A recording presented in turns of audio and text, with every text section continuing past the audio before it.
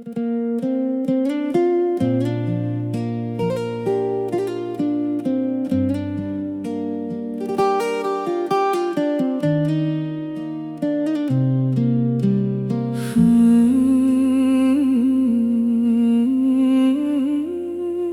นโอนโหទឹកភ្នែកក្បែរអ្នកដែលអូនជ្រើសរើសចិត្តបងឈឺស្ទើរធ្លីទ្រូងតែគ្មានសិទ្ធនឹងជំតធ្លាប់គិតថាគេអាចមើលថែអូន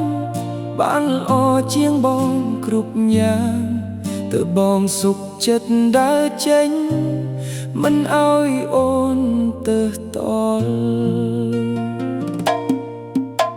មនុស្សដែលធ្លាប់ស្រឡាញ់ឥឡូវคล้ายជាអ្នកដទៃឃើញអូនរងកម្មព្រោះគេចិត្តបងនេះខ្តៅដូចភ្លើងឆេះព្រៃ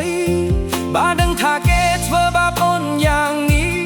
បងមិនព្រមលែងដៃឡើយតែពេលនេះហួសពេលហើយ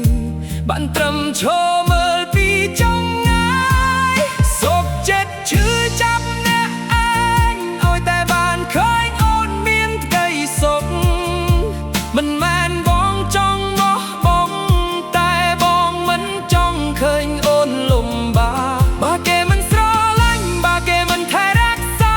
ត្រឡប់មកវិញបានទេពៅមៀបមេរងវងដៃមួយនេះនៅរងចាំអូនជានិច្ចចង់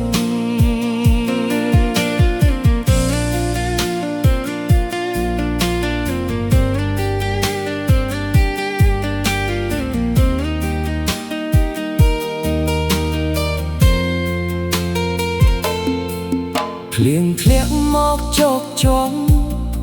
លាក់ទឹកភ្នែកដែលហូរហៀសង្ឃឹមថាថ្ងៃណាមួយគេនឹងយល់ពីតម្លៃអូនតែបើគេនៅតែធ្វើឲ្យអូនយំ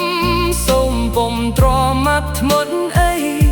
ជីវិតអូនមានតម្លៃលើសពីការស៊ូទ្រាំណាំ